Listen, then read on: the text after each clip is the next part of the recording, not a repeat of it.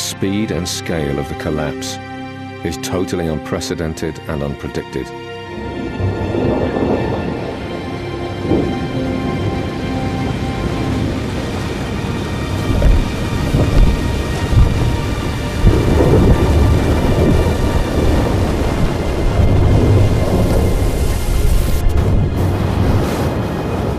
The firefighting command posts stationed round the towers have to flee for their lives, throwing the rescue operation into further confusion.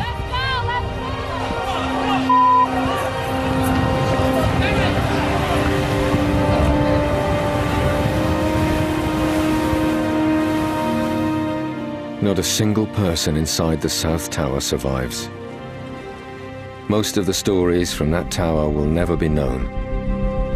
Among the dead are Oreo Palmer and Tommy Foley. The cloud of concrete, dust and glass crashes into the North Tower and engulfs the lobby where Chief Pfeiffer is running a command post. We didn't know a 110-story building was collapsing. We thought that part of the plane fell off the upper floors and was crashing into the lobby, or maybe the elevators blew out. Higher up in the North Tower, the stream of hundreds of exhausted firefighters know even less about what's going on. Captain Greg Hansen, then a lieutenant, is on the 35th floor of the North Tower. It felt almost like an earthquake, but turns out the South Tower is now collapsing. Right? We don't know this, though. We have no idea, so we kind of have in these blank stares looking at each other like, what's going on? The North Tower is now a ticking time bomb on the brink of collapse, which most of the firefighters are utterly unaware of. There is one vital piece of information that the police have that could give the firefighters precious extra minutes to escape. But an ancient rivalry between New York's bravest and New York's finest will lead to unexpected consequences.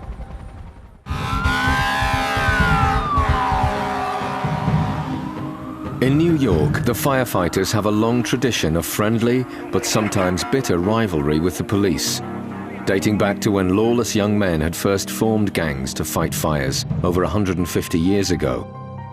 This rivalry has simmered on ever since.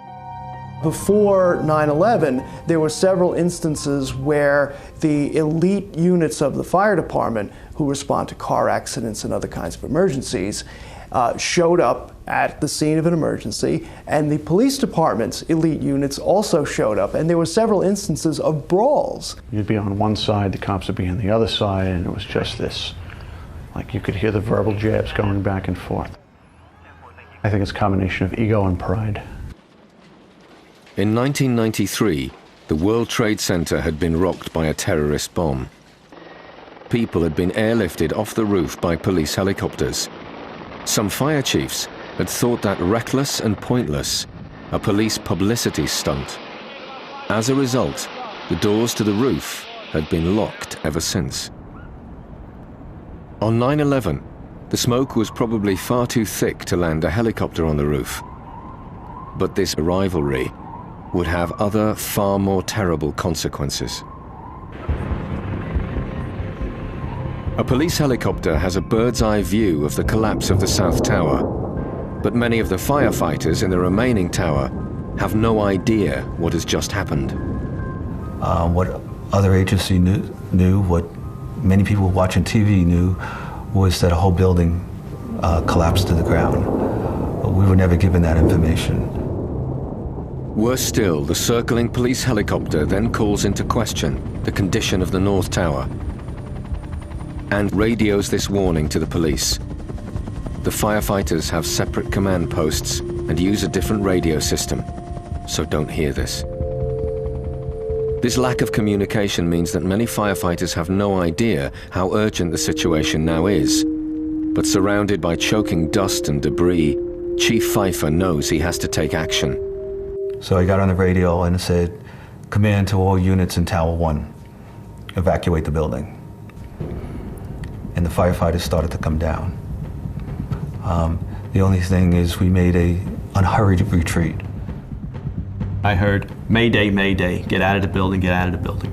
Now this, you normally hear this for a low-level building, 1 or 2 stories, where you can get out, within seconds.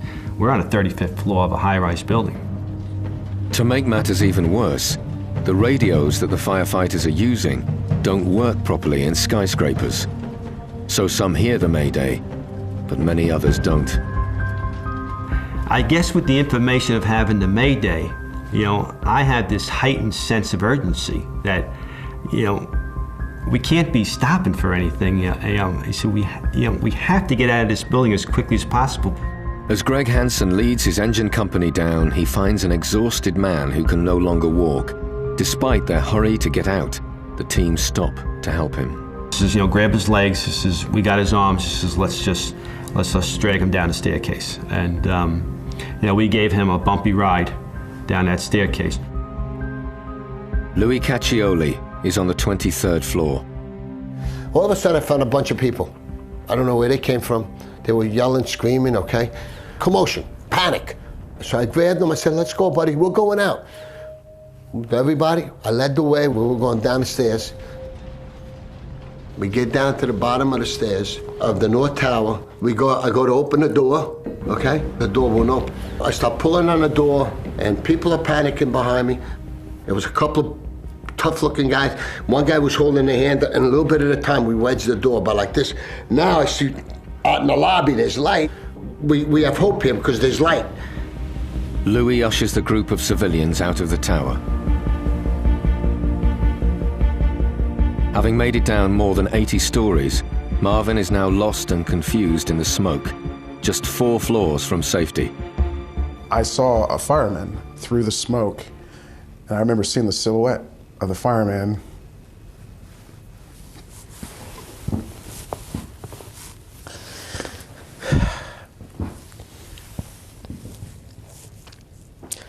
I remember seeing his silhouette, and he had the little light. And that's what I used to kind of figure out where I needed to go.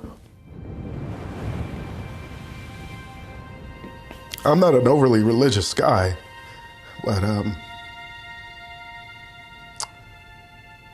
that was an image of an angel for me. The fireman points to Marvin's escape route, and he, like thousands of others, gets out because of the firefighters who came in. I survived because they were there. That's how I feel. Bill Spade has stayed in the lobby, guiding people safely out of the North Tower and away from the sides where concrete and people are still falling to the earth. Behind me where I was standing, people were flying by. The thud, the loud thud. And then the ones that were hitting off the canopy and then off the Chiefs car was continuous. Those are lives that are being lost behind me. In front of me, people were coming down the staircase. I was directing them to safety. Those are lives being saved. It was two opposite ends of the spectrum. And everyone that was walking by, they're making it out. They're getting home. It was great.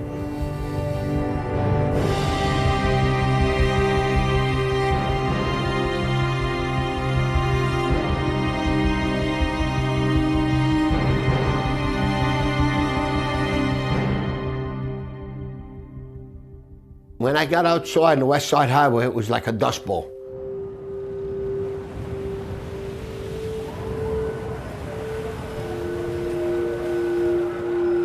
As soon as, they gave the okay and we got out of the building, I'm like, okay, we made it. The driver of Engine 47 is looking for Louis. All of a sudden, I hear a voice go, Louis, Louis. I turn around, it's my chauffeur, Lance. He starts going to me, where you been? We're looking for you. We're calling you. And we're hugging. We're hugging each other like this. And we're feeling so good. We're like, I'm crying, he's crying. And all of a sudden we hear, look out, look out, look out. The North Tower that I just came out of maybe 2 minutes ago starts coming down.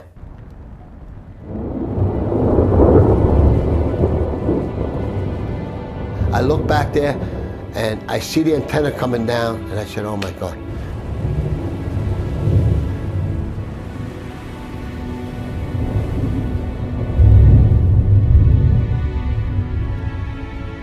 The building just liquefied up there. It just just disintegrated.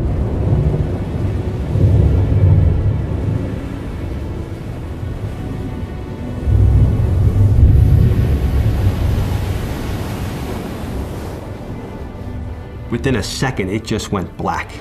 You felt like this wind hitting at your back.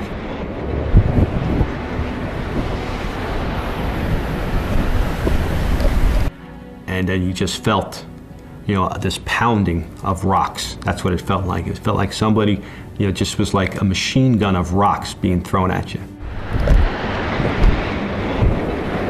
I threw myself on the floor. This is the first time now. This is the first time that I feel like this is it. I'm dying.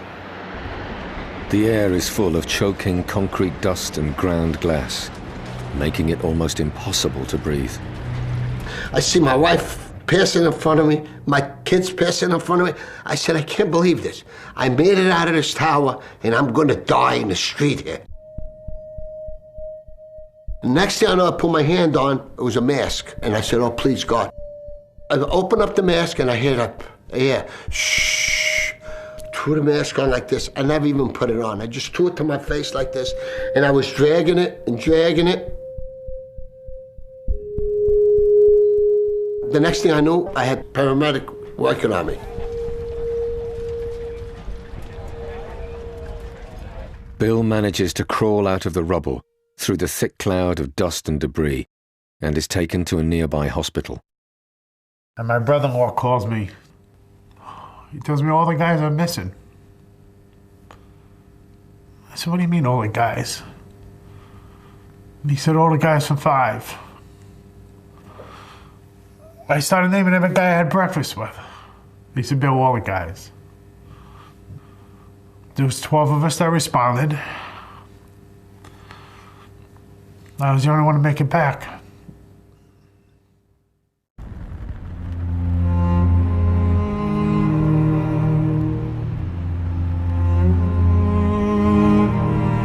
The site of the World Trade Center is a vast field of compressed concrete and twisted steel, sliced through with hidden crevasses. Among the hundreds of firefighters still flooding in is Danny Foley, looking for his brother, Tommy. I said, Dad, I have to be honest with you, it's not good down here. He said, okay. I said, Dad, I can promise you one thing. I said, we will find them.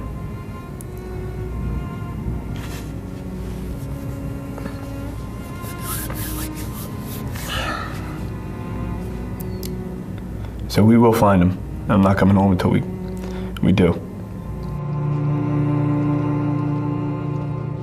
343 firemen died on 9/11. The firefighters become heroes, but for many, their battle was just beginning, and they would soon discover that the adulation came with a price.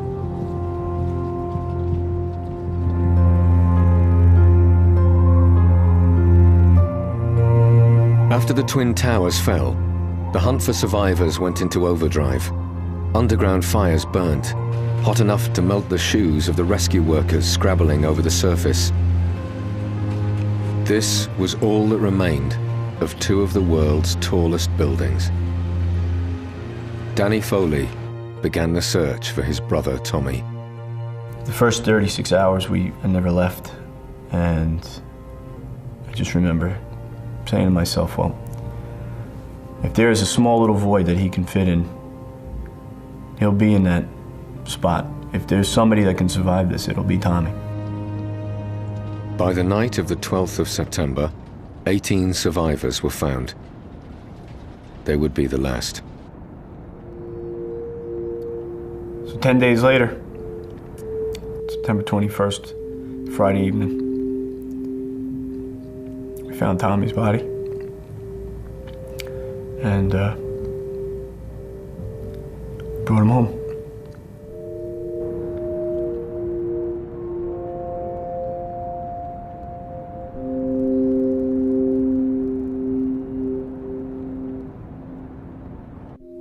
We're very lucky that we found him. We're very, very lucky because a lot of families don't have that, and we do. And we have him back. and where he should be. After 3 weeks, the last lingering hopes of finding survivors faded, and Debbie Palmer had to break the news to her 3 young children. My youngest one, I remember, I felt like she cried because that was the thing to do. What? What's the matter? I got down on my knees and went eye level with her, and I just said, Dad is not coming home. And she just looked at me like I slapped her. And she said, he's not. And her knees buckled out from underneath her, and she just like fell onto the rug. So, like, that is something I'll never, get out of my mind.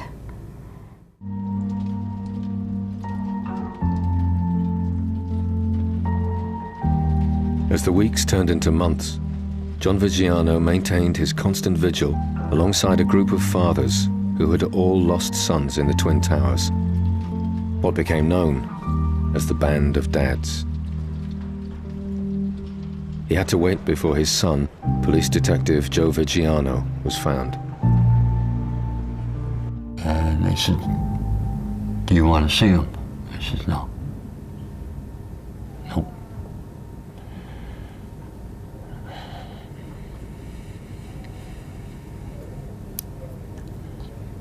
I saw others.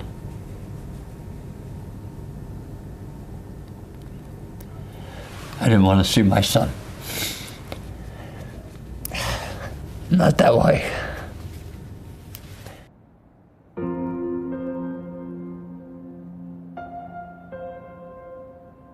The search carried on for nearly 9 months, and John watched and waited till the bitter end. No trace was ever found of around half of all those killed that day, including John's other son, firefighter John Vigiano Jr.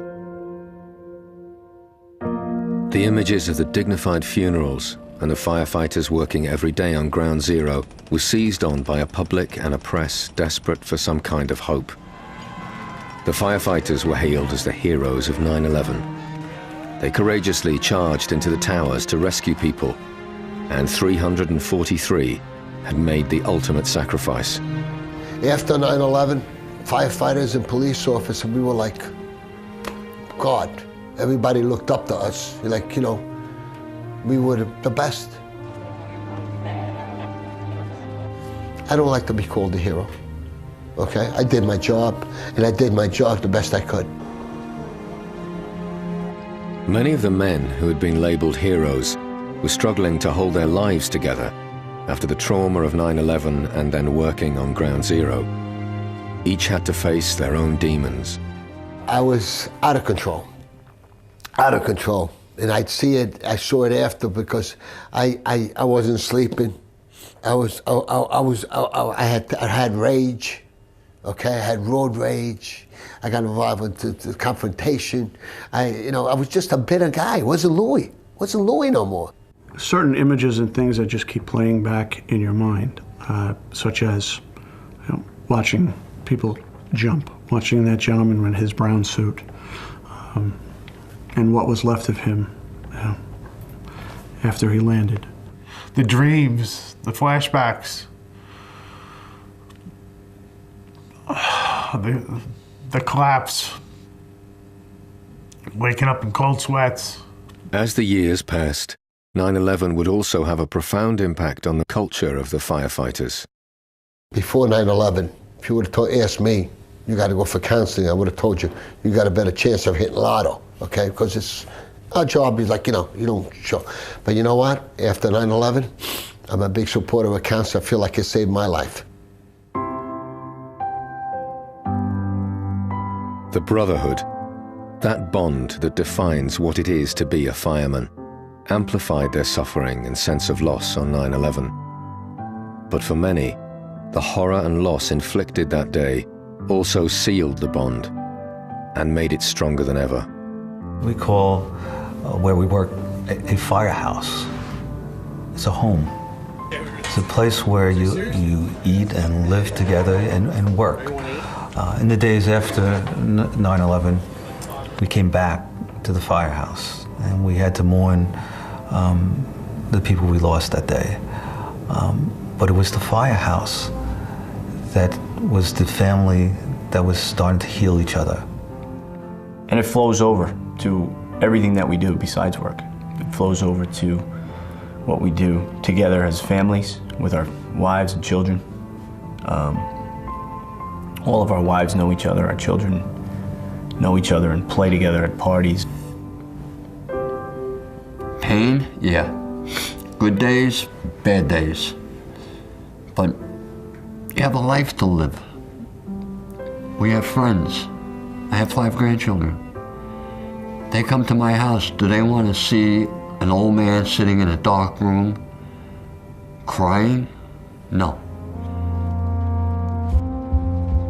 The unique character and history of the Fire Department of New York meant that around 1 in 8 of all those killed on 9/11 were firefighters who rushed into the towers.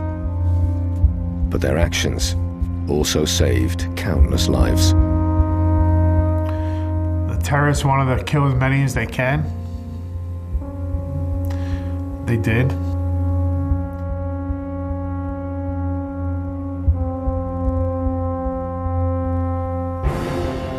And when everybody else is running out, we're still responding in. And that'll always be the tradition of the fire department.